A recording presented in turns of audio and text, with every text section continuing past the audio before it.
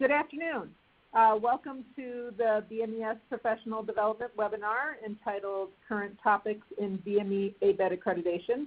I'm Michelle Grimm, and I'll be your moderator today. Today's webinar will focus on accreditation processes and particularly on the BME program criteria that are part of that process.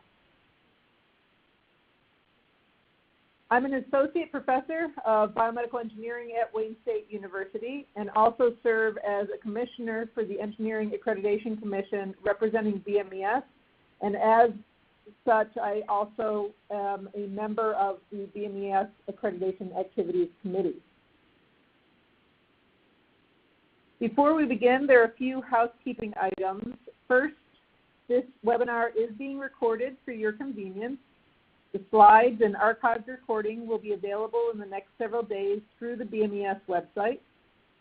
Next, at any time during this webinar, you may submit questions by using the online chat function to the lower left of your screen. Please submit your questions as we go. Your questions will be addressed by the speakers at the end of the webinar.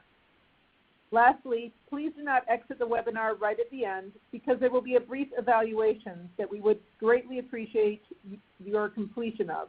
We really want your feedback, so please take a moment to complete this. Now, I have a few questions that I'd like to have you answer before we get into the material of the webinar. So for each of these, if you can just take a moment and actually provide a response to these questions, and there will be 3 of them, and then we will be able to begin.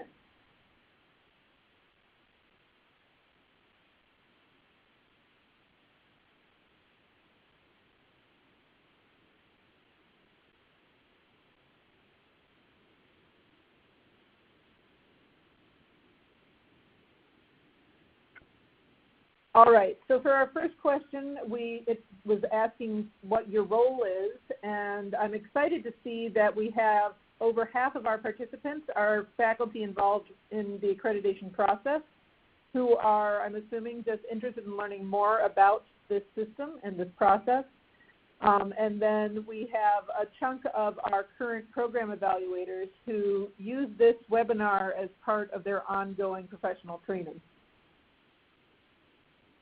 Next question, please select where your program is in the accreditation process.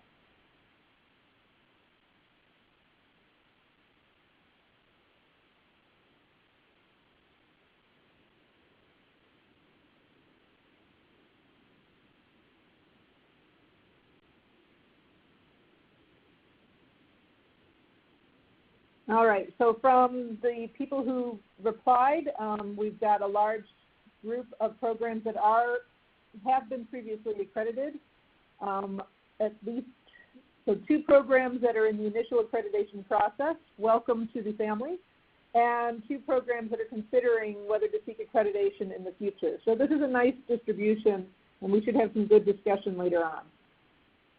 And finally, what are you hoping to learn from this webinar? And please select as many of these that is appropriate.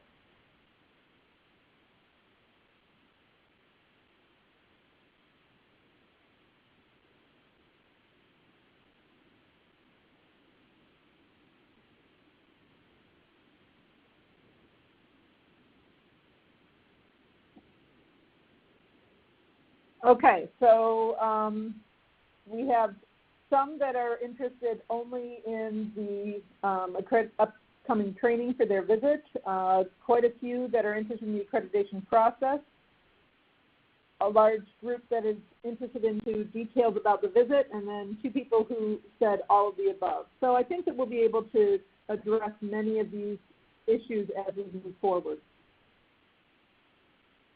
So just to give you a brief background, the Biomedical Engineering Society is the lead society for both biomedical engineering and bioengineering and programs with related names within the Engineering Accreditation Commission of ABET. We have numerous cooperating societies that help us in this process. And when evaluators are on a visit or if they are reviewing an interim report, they serve as representatives of ABET, BMES, and if they are a member of one of the cooperating societies, that society as well.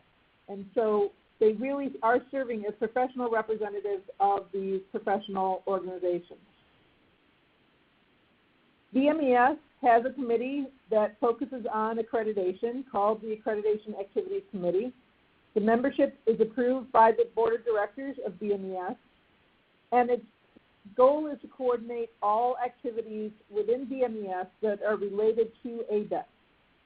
The membership includes a chair who serves a 2-year term, an individual who's responsible for all evaluator assignments who serves a 4-year term, a quality assurance coordinator who serves a 4-year term, and that individual helps to lead the AAC in both assessing the evaluators and maintaining the quality among the evaluators through a continuous improvement process, as well as helping us identify areas within BME programs that may consistently need attention. So maybe hotspots that we want to address as a society.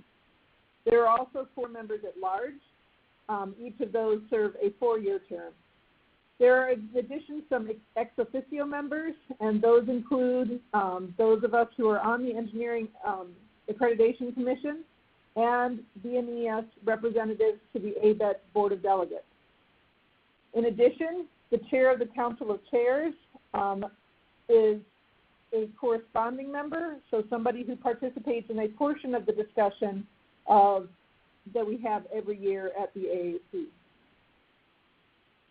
This is just a list of the current members of the AAC so that you have some idea of what the representation is. We have individuals from numerous institutions around the country, as well as industry. And so we have a broad representation of individuals. All of these individuals have served as program evaluators in the past. Now I'd like to introduce our first presenter for today. John Gassert is the past chair of the BMES AAC and is currently a representative to the ABET Board of Delegates. And I will turn it over to John. Hopefully everybody can hear me. Right now I'm going to give you some information on the role of BMES and the AAC and what is our responsibility. First of all, we solicit members or nations for individuals who want to serve as PEVs. And we do that by contacting our various cooperating societies and work with the Council of Chairs and other groups that could potentially give us or make recommendations for individuals to sign up to become a PEV. And the big thing there is to become a PEV, you need to sign up from the ABET website. So you have to log into ABET, and they have an application process on that website. The next thing that we do is assign the PEVs and mentors for requested visits. Every January, all programs that are considering going through the accreditation process to be reviewed for continued accreditation or for initial accreditation must file with ABET or apply for accreditation through ABET. And then we get that list, and then we will assign PEVs as we see appropriate for each of those visits. The committee is also responsible for training PEVs, especially with respect to program criteria. The main training for criteria 1 through 8, or the main accreditation criteria, is done by ABET. And then we will do the program-specific criteria for BMES, and that's what you're going through today. Then we review reports for program and curriculum trends to see what's going on, make sure that we're staying ahead of the curve as much as possible.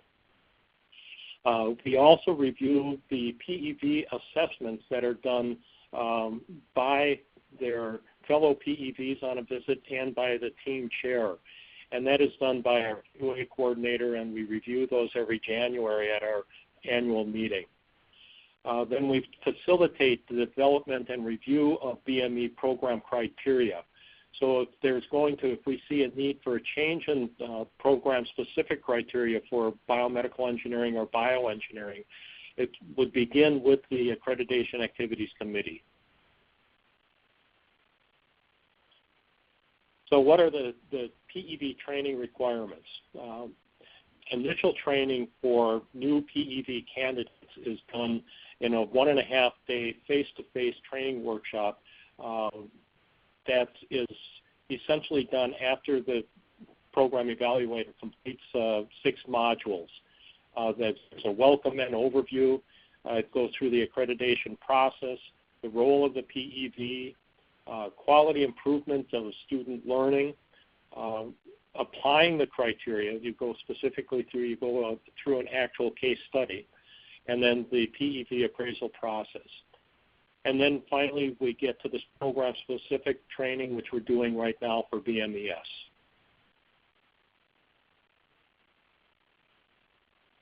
So assistance for how do we help out our program evaluators? And I think that comes in, first of all, the PEVs participate in this training program. For the PEVs going through it today, this is essentially covered by BMES, and there is no charge for it. One of the things that we made a decision about 15 years ago was that the BMES does not send our program evaluators on an observation visit. Some professional societies, such as the Society of Mechanical Engineers, do send their evaluators on observation visits, but we chose to follow the IEEE model, where we assign consultants. We go through this training for the program-specific criteria, and then we assign a mentor for each new program evaluator.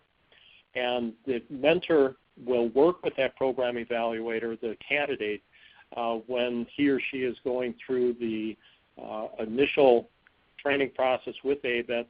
We review the work that they submit to ABET for the initial training program, and then we serve as their consultant and sounding board when they go on their initial visit.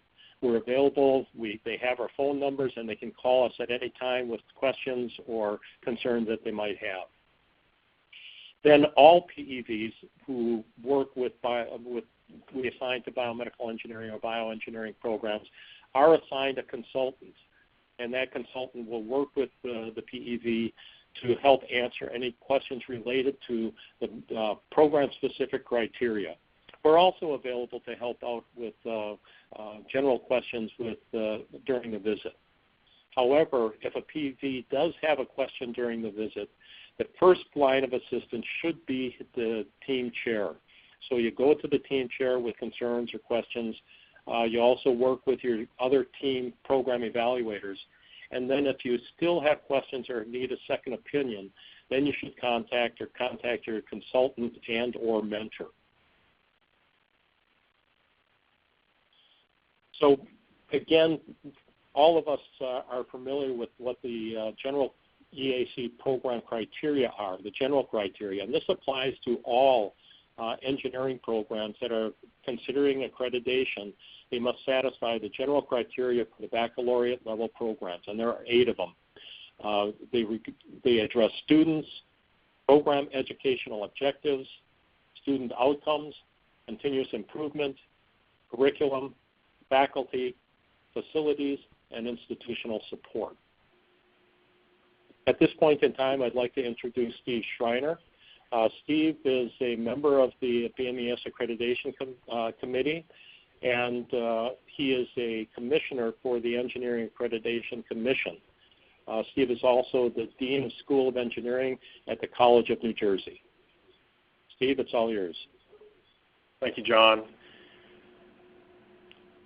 So what we're going to be talking about now are the program criteria. Now, this is where the different flavors of engineering can really define themselves from an ABET perspective. And so this is something that the BMES has direct involvement in, and then we're going to focus on this. So what I'm going to do is describe what the program criteria are. We'll walk through them explicitly, and then I'll have follow-up comments about certain portions of that PEVs need to be paying attention to when they're visiting programs. So what are the program criteria? Well, as I just mentioned, this is established by not just BMES, but also the lead societies that Michelle mentioned earlier in this presentation. And of course, whenever we make changes, we always get input from our constituencies, including all the academic programs as well as industry and other folks who are important to our processes. Those, whenever the changes are made or developed, they are always submitted formally through ABET for approval. What these program criteria do is they really provide that specificity that an evaluator needs so that when they look at a program, they know that this particular bioengineering or biomedical engineering program is meeting what the field considers to be the requirements of such a program that's named that way. And they're really not broad in the sense that doesn't cross all of the 8 criteria that John just mentioned. It really focuses on curricular topics, what areas really need to be in a particular program, and also faculty qualifications. And if you think about it, that makes sense, because when you're defining the differences between the engineering programs, we have these common 8 criteria, but really where things get very different are in the curriculum itself and what we expect students to be exposed to and what they're achieving within the curriculum, as well as what the qualifications of faculty would be who deliver that curriculum. So that's why the program criteria are limited to just those 2 areas. Of course, programs, it's up to the program to demonstrate that they meet all of the criteria, including the program criteria. And I think that's an important point for PEVs to know and remember whenever you're on a visit and you're having concerns that you're not, probably a bad word, you're having issues that you are not finding particular pieces of information.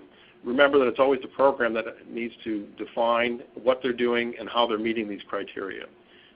So it's important to just communicate with that program and make sure you ask the relevant questions about what you need to make sure that you are confident that they are truly meeting these criteria. And if a program has a title, and sometimes in our field there can be complex titles, if it brings in any other program criteria that are beyond bioengineering or biomedical engineering, then programs are required to actually meet both program criteria. So that means a whole other set of curricular topics and faculty qualifications will need to be addressed by the program. Of course, that's done in the self-study as well as with the evidence that's found on campus during the visit. So here are the criteria, and just bear with me. I'll go ahead and read through it, and then we will go ahead and break it open and take pieces of it and talk about it. So again, these programs criteria apply to engineering programs that include the term bioengineering, biomedical, or similar modifiers in their titles. And when a program goes up, by the way, and for accreditation, whether it be new or returning, ABET looks at their title, and they will be helping you determine if the program criteria is correct or if you need multiple ones. So ABET there's a feedback loop there for you as well for programs going up. But good questions to ask if your program does have interesting titles to it. You need to get ahead of that and make sure you know what you're providing to the evaluators. So number 1, the curriculum. The structure of curriculum must provide both breadth and depth across the range of engineering and science topics consistent with the program educational objectives and student outcomes. The curriculum must prepare graduates with experience in these following areas: applying principles of engineering, biology, human physiology, chemistry, calculus-based physics, mathematics through differential equations, and statistics. Solving bio or biomedical engineering problems, including those associated with the interaction between living and non-living systems. Analyzing, modeling, designing, and realizing bio or biomedical engineering devices, systems, components, or processes. And making measurements on and interpreting data from living systems. So it's important to note that these program criteria, they're not like in Criterion 4 where we're looking at student outcomes and we're assessing, we're looking for programs to assess and evaluate the level of attainment of student outcomes. These are different. It's not subject to those requirements. So the program criteria we just went through, they may start to sound like outcomes to you, but they're not intended to be measured as outcomes. Now, you might find that some programs will actually define additional student outcomes. So just so everyone's on the same page, the student outcomes are classically known as the A through K criterion. And, in Criterion, that's Criterion 3. And in Criterion 4, there's a requirement that you must assess and evaluate the level of attainment of those student outcomes.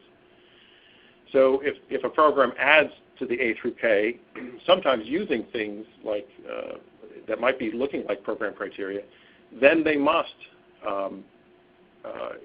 measure them as if they're student outcomes. So bottom line, if a program defines more student outcomes in criterion 3, they must assess them as criterion 4 is required. However, if they do not, then the program criteria, there's no expectation that you're actually measuring assessments and measuring a level of attainment. I hope that's clear. So what we are looking for, next slide. I'm going to go back. What we'll be looking for as an evaluator is evidence within the curriculum. So this is a lot of the evidence that's often given in the evidence room at the institution during the visit, or in the self-study.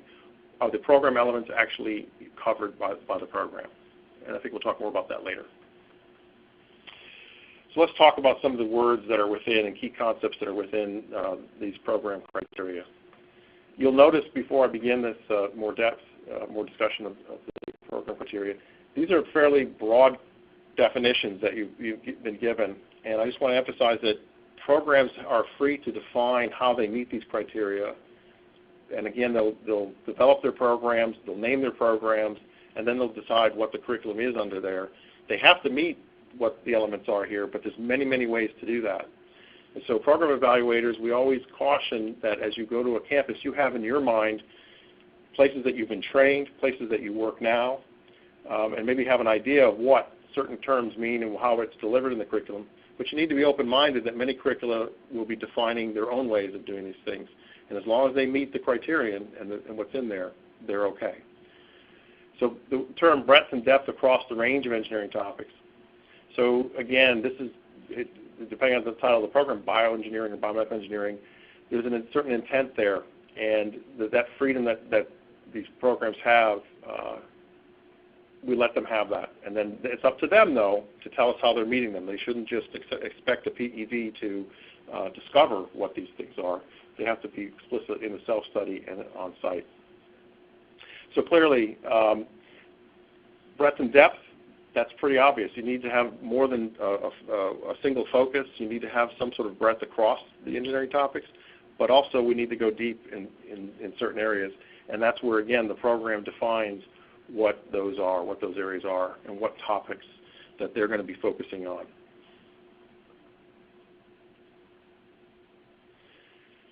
So applying principles of biology and human physiology.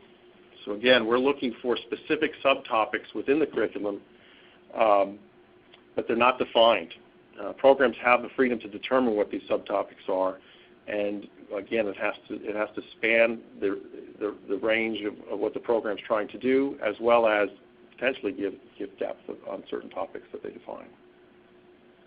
So this could be, by the way, separate courses that are titled very nicely to match what the program criteria have, or they could be embedded across coursework as certain projects or curricular assignments.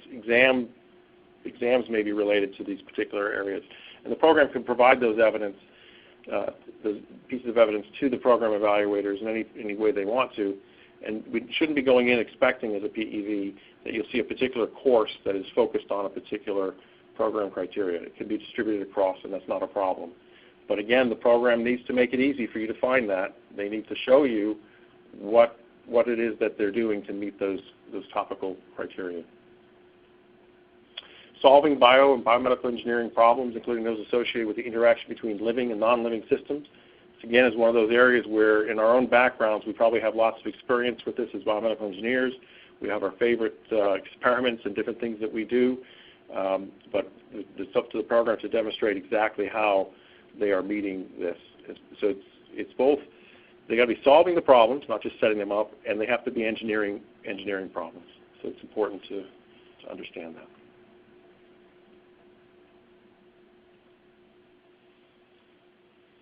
Experience in applying principles of mathematics for differential equations and statistics.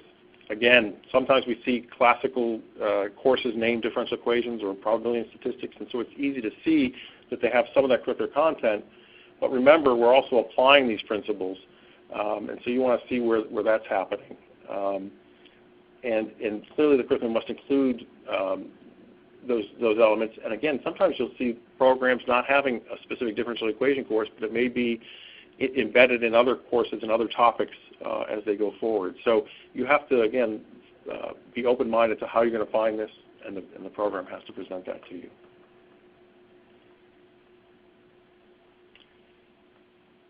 So making measurements and interpreting data. So the program must prepare graduates to do that. And there's two sides to this, obviously, both making the measurements and then evaluating or interpreting the data so that they are not just reporting a graph, but they're understanding the meaning of what's behind that graph and its application.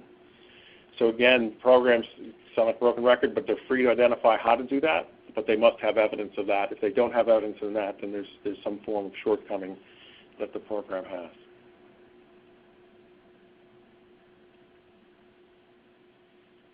Interaction between living and non-living systems. We talked about that briefly, but again, emphasizing there's no specific interactions that we're looking for.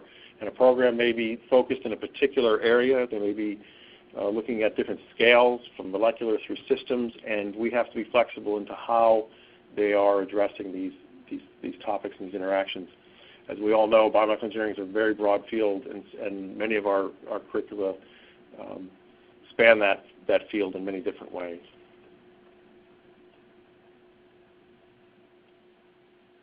I'm going to hand it over back to John Gassert, who will continue with some common issues that we see as we visit programs in recent years. All right. The issues that are typically common or we see at our meeting for the Accreditation Activities Committee, these are common to all programs, whether it's electrical engineering, biomedical engineering, mechanical engineering, but these are essentially put together by ABET to let us know where these things are coming, where problems are occurring. So you might want to be looking for these, if you're preparing for an accreditation visit, you want to make sure that these areas are addressed. So as a program evaluator, you're going to be looking for it. As somebody trying to prepare for an accreditation visit, you want to make sure that your documentation addresses these areas. So common issues with students are inconsistent advising and monitoring. And what you'll see that is, for instance, a student may receive some advising when they first arrive at an institution for starting their freshman year, and then they may not meet with an advisor or only meet with an advisor every once a year or even fewer times than that. So keep an eye on that. You want to be helping your students get through. Program educational objectives. These are going to be where we have run into difficulties with this is where a program did not get their constituents involved with the development of the educational objectives. And the objectives may not even relate to the mission of the institution. So you want to make sure that constituents are involved, that they've defined the constituents. I think that's going to be an important aspect. And secondly, that they are related to the institution's mission statement. Then with outcomes, recently when we first started with they called it EC 2000, there were a lot of challenges with student outcomes. That has pretty been addressed. I think most institutions know how to define their outcomes. They have a good idea how to measure them. So those problems are pretty well going away. But the continuous improvement continues to be somewhat of a challenge. It relates to the attainment of student outcomes, and sometimes they're not measured. There's a lack of documentation. Or the measurement is anecdotal as opposed to students are self-reporting that they're doing things well, and it's not really related to how they perform in testing or actually able to do various assignments. So that's something that's a problem. And then it's not used as input for the continuous improvement. So when you're doing measuring outcomes, student outcomes, you want to make sure that it's being fed back in a continuous feedback system for improving the curriculum or improving the program. Next one is the curriculum itself, satisfying capstone requirement. Some challenges, instead of doing a capstone design requirement, sometimes it is more of a research endeavor as opposed to a design. And that's always open to interpretation and can be a challenge. Faculty is something that the workload is very high. Maybe the institution does not allow for professional development. Professional development may be something that is expected of a faculty member, and this institution may not provide any financial or release time support. Those are things you want to be looking for, make sure you address in your self-study reports. Facilities, insufficient space. One thing that you definitely want to look for is the accreditation policy and procedures manual when it comes to safety. And that's something that's very easy to look up. If you just go onto Google and do a search on ABET, APPChem, it'll bring it up. The very first thing, at least when I did my search, is the very first thing that comes up is the policy and procedure manual. And if you go to Roman numeral 1E5B1, you'll see what we're talking about with its sufficient or safety, space, and so on, institutional support. Finally, institutional support. Let's say there are faculty positions in the department and that have gone unfilled. That might indicate salaries that are too low, or we might run into problems with support staff, insufficient to handle in the technical areas for the laboratories. Now let's look at some recent shortcomings that were specific to biomedical engineering or bioengineering programs. As with the general institutions, students advising and prerequisites continues to be some challenged areas of challenge.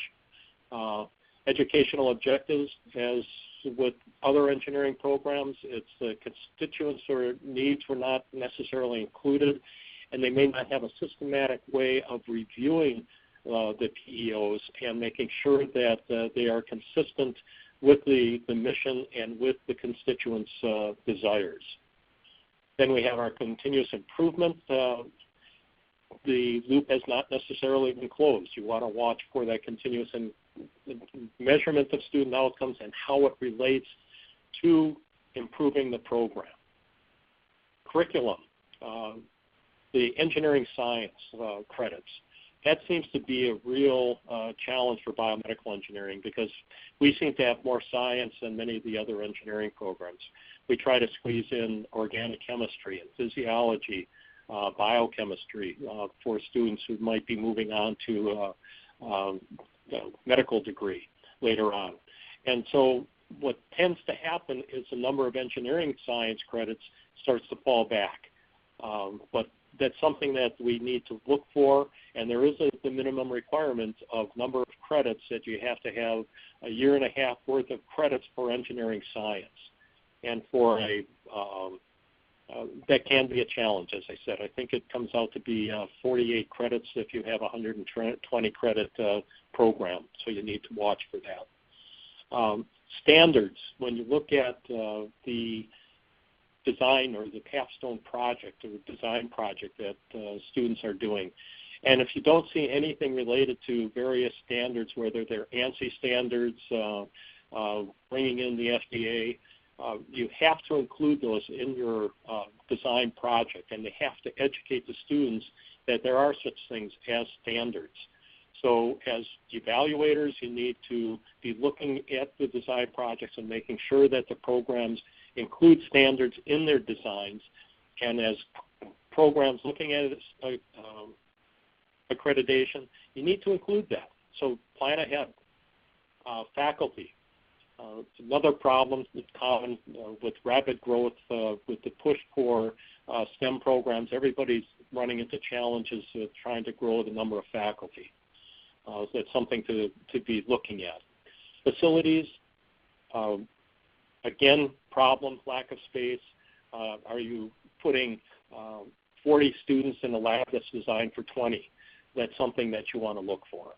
And again, technical support staff or institutional support with technical support staff, and they need to grow with the growing group of students coming in. Some basic reminders for PEVs. Remember PEVs, and I know Steve pointed this out, the programs, PEVs must complete a thorough review of all the materials provided by the school prior to arriving on campus. This means that probably a month or two before you go to your visit, you should have begun reviewing the self-study. You should, if you have questions, you can direct them, check with your team chair, but you should be able to direct them directly to the program chairman, department chairman of the program that you're visiting. And you can typically create a list of questions. I know that I have in the past, with the permission of the team chair, submitted those questions to a department chair so that we can try to clear up any concerns that I might have, shortcomings that might appear that could affect the accreditation. The team chair will require you as a PEV to submit your visit forms, including your recommendation, and exit statement early and often. And typically on visits that I've been on, I've had to submit all of my forms to the team chair typically at least a week before the visit, so that, first of all, they know that I've been prepared, and secondly, they can get an idea of what they might have, some problems they might run into during the actual visit. The accreditation action recommendation is a team decision and must be based on the self-study report and on-campus evidence. So this is something that, although you may have an opinion on something, it's still a team decision when it comes down, is it going to be a concern, a weakness, or a deficiency, or nothing. It may turn out where you have something that you think is a weakness, and the team feels, no, that's more of a concern, and so it is a team decision, and you work pretty well together to resolve that. And then finally, all report materials furnished to the team chair must be also be furnished to the BMES Accreditation Activities Committee mentor or consultant who is assigned to you. This is very important. You are allowed to submit it to us. It is kept confidential, and it stays only with the Accreditation Activities Committee. So we need that to review and see how our PEVs are performing. It goes to the quality assurance review process. Some final points. As Steve was pointing out, the programs must provide information to show that the program criteria are met and the APPM is followed. And again, APPM is the Accreditation Policy and Procedures Manual. And again, it includes a self-study and on-campus documentation. If you don't see something and you know it's supposed to be there, whether it's student work, how they're doing their assessments, and if you can't find it, you ask the programs, let the program chair, wherever's responsible for the accreditation, they have to provide you with that information. You don't have to go searching for it. They need to get it to you. You ask for it very nicely, be diplomatic, but ask for it, and make sure that they provide that information to you. Program criteria will differ among programs of different types. So the big thing here is don't let a concern raised about a program criteria in, let's say, an EE program influence you if they don't apply to your BE or BME program. It's important that you just concentrate on the program-specific criteria to what is specified for biomedical or bioengineering programs. And again, the thing to point out is the same level of shortcomings are applied to the program criteria as other criteria.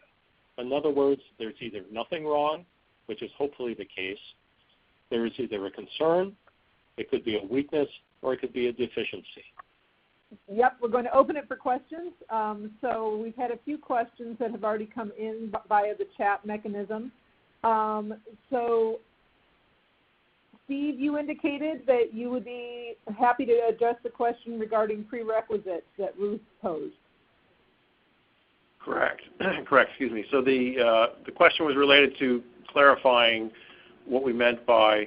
Let me see if I can get to. Yeah, can you be more specific about the prerequisite issue mentioned in recent shortcoming?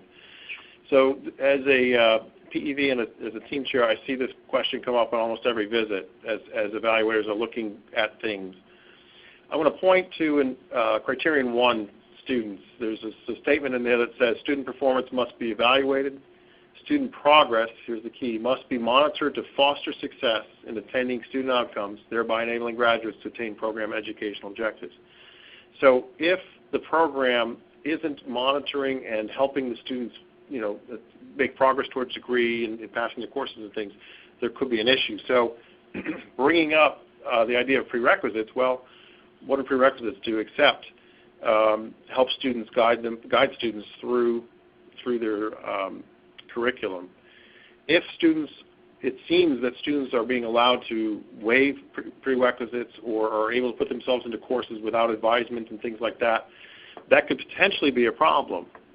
And that problem becomes a little more sticky if there's actually evidence on transcripts and evidence from students or faculty that the graduation rate is being hurt by such things. Or you see students who are taking a course without the prerequisite and doing poorly.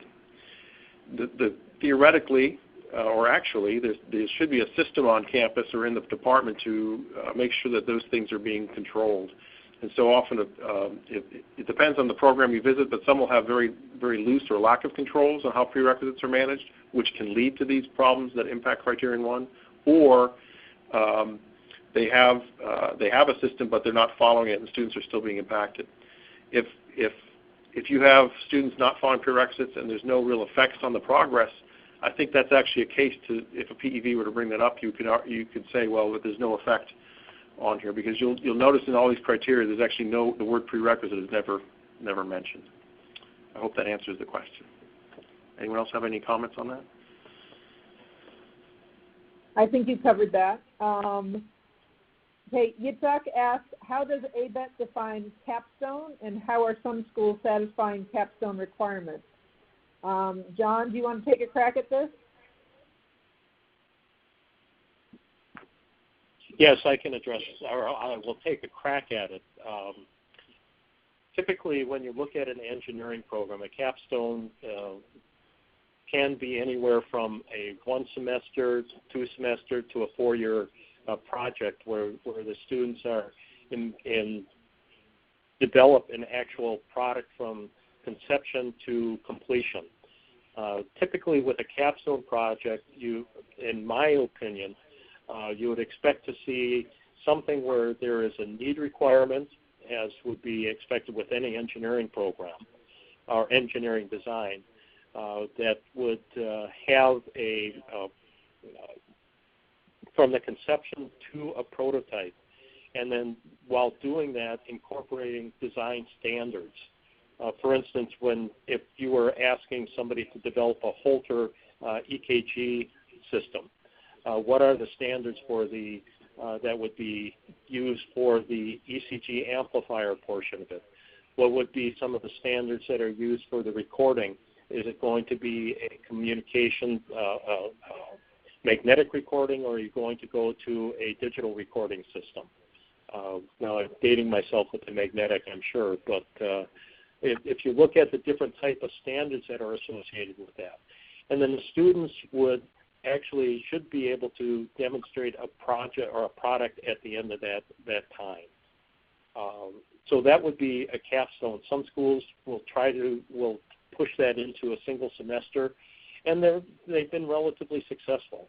It doesn't have to necessarily be a complete project, a complete system. It can be a portion of a system. So keep that in mind, that it wouldn't have to, they could just do the ECG amplifier portion of a Holter monitor system. But they'd have to do the need requirements and so on. I hope that addresses the question. And just to add to what John stated, ABET defines it as also being a design experience based on the knowledge and skills acquired in earlier coursework, which means that it cannot be in a course that itself is teaching a lot of new material, and it must be towards the end of the program so that you are actually building upon previous coursework. Okay, so Thomas asked, can you talk about visiting support departments, such as the biology department during a visit? And Steve, as you're still a team chair and helping to organize these, do you want to take that one? Sure, and that's exactly what you should be doing, is working with the team chair to talk about what visits you'll be making outside of the College of Engineering. And often the biomedical engineering PEV will take on biology, potentially chemistry, or some other things, that depending on the size of the team and how many people are there. So the idea there is you're going to go to meet somebody in the other unit, and you're going to be talking to them about anything that well, first of all, if there's any issues that any questions that have come up in your mind when you're reading the self-study or looking at the on-site materials, you're going to bring it to that person if it's within their domain. And beyond that, you're going to be looking for things of how that, how does that department support the bioengineering program. Everything from our classes being offered enough that the bioengineering students are getting access to the courses so that they can make progress through the degree and they're not being blocked out of those courses. So something as simple and logistical as that, to the quality of the laboratories, the quality of the experiences, looking at the facilities and making sure they're adequate to deliver the curriculum that biology department or whatever unit you're visiting is doing. So that's typically what I'm looking for. I don't know if John or Michelle have anything to add to that, but that's what we look for. Okay, great. So Jennifer asked, was there something to add there, John? I would be happy to address that. One of the things that, and again, it's very important that the program evaluator make sure that the team chair is aware that you're communicating directly with the department chairs at the university, and keep the team chair in the loop. So if you send a list of questions to the university, to the department that has the program, or to the program director, however the title might be, that the team chair gets a list of those questions as well. But what I have done in the past is, if I, for instance, if a school is saying that physiology is a engineering science, I would question that, because typically or traditionally physiology is a basic science. It is not an engineering science. So I would direct the question to the department chair, saying, how can you claim that this is an engineering science? Can you show me evidence in the course where actual engineering work is being taught to the students as opposed to the basic science side? Those are some of the questions that I would then direct to the department chair, and so that it's on record, and then they can demonstrate that either before I get to campus, or once I'm on campus, I can review that information. And just to follow up on what Joe... Go ahead. Go ahead, Steve. Oh, I'm sorry, Michelle. I was just going to follow up too, and I was going to say that as I bring teams out, this is a great time to bring up the cross fertilization amongst PEVs. So about a month before we go out, I typically have a teleconference, and the PEVs, even sometimes they're sharing this asynchronously through email as a team if the team is working well together early. There could be issues that show up in one program and in a particular criteria that start to show up in other programs as the PEVs look at it. So you want to be cautious to know whether those issues apply to your program. And if they do, you're going to want to add that to your list of questions to the BME department chair to make sure that they're aware that you're seeing this in that as well. So it's not just your own view, but the team's view starts to come in as well. But if it's not relevant, then you don't bring it up.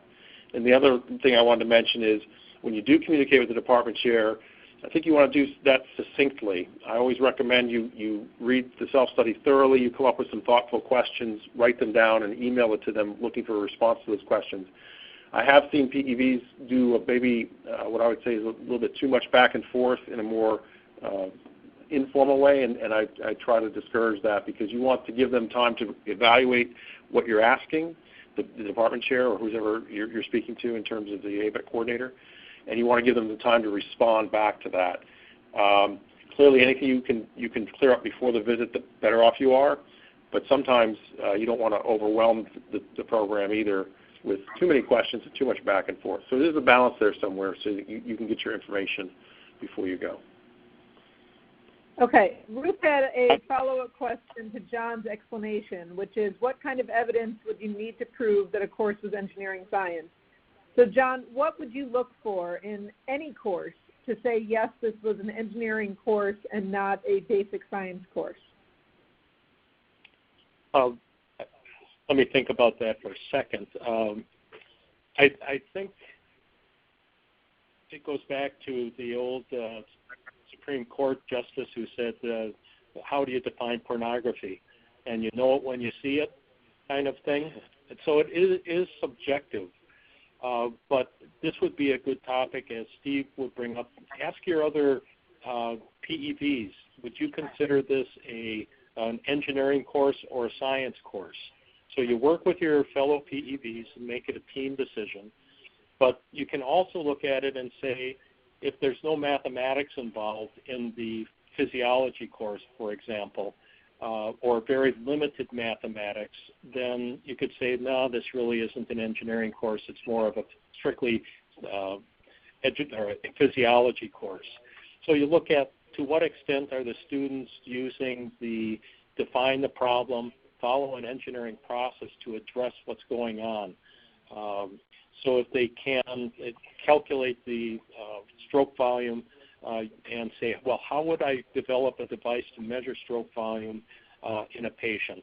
And they can go through and they can come up with ideas and approaches to develop a product, not necessarily at the capstone level, but to go through exercises where you're developing measurement techniques, developing ideas on how to actually do an engineering design or analysis on the system within the heart or within the body would give you a good human physiology closer to an engineering course as opposed to a physiology course.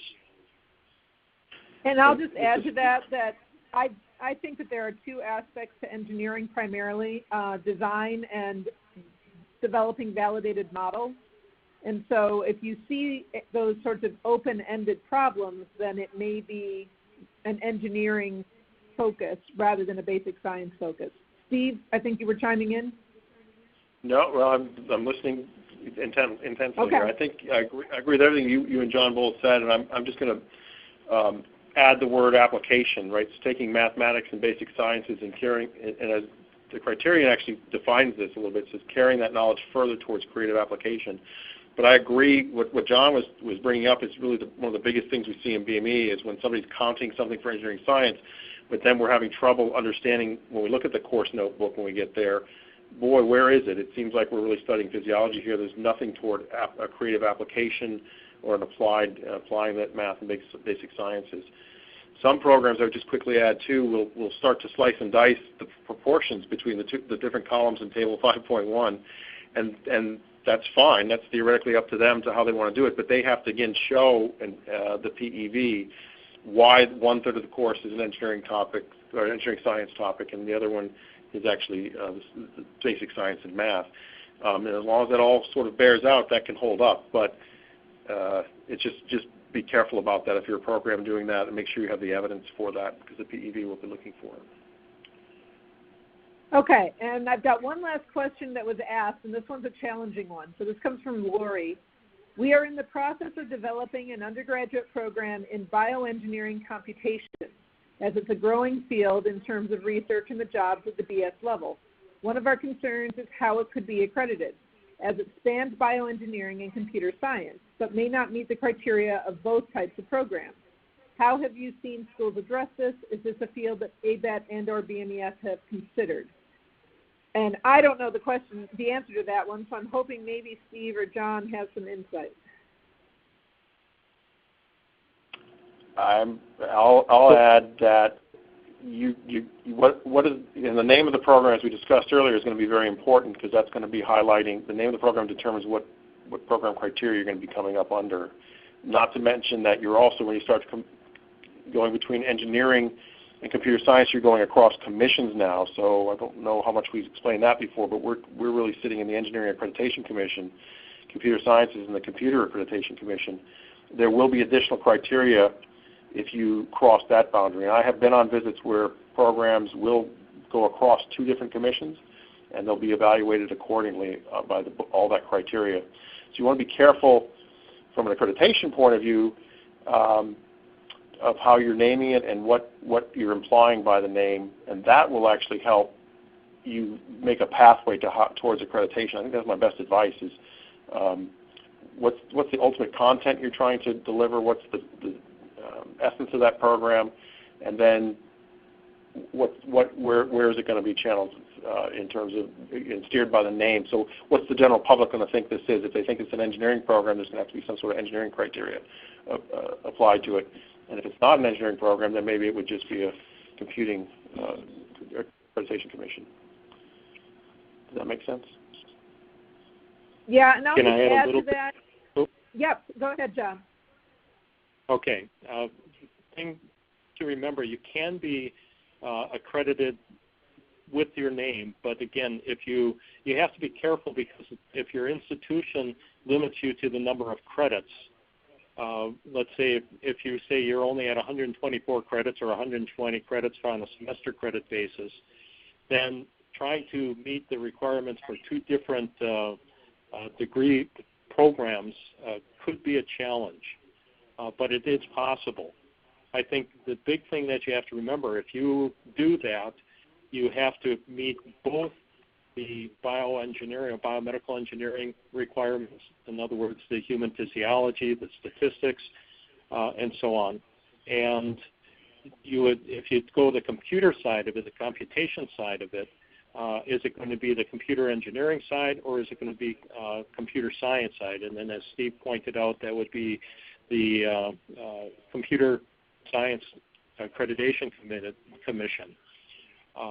But you have to meet all of the program-specific criteria for both of them then. And that does present some problems because you might have to add an extra semester or 2 to meet all of the curricular requirements of both programs. Okay, great. Are we still there? Well, yep, we're here, and that officially concludes our webinar. We're at 1 minute before 4 o'clock, and I want to thank everybody for joining us. Please stay online and take a few minutes to complete the brief webinar evaluation before you go. We would really appreciate your feedback. There will also be a workshop at the BMES annual meeting in October on the topic of accreditation. It will be held at 1:30 p.m. on Thursday, and I encourage everyone with an interest in this topic to attend. And we'd like to remind you that the webinar is being recorded for your convenience. The slides and archived audio recording will be available on the BMES website, and you will be notified by email when the archived materials have been posted. We hope you will join us again for other BMES events. To learn about upcoming BMES activities and events, please visit www.bmes.org. Thank you very much.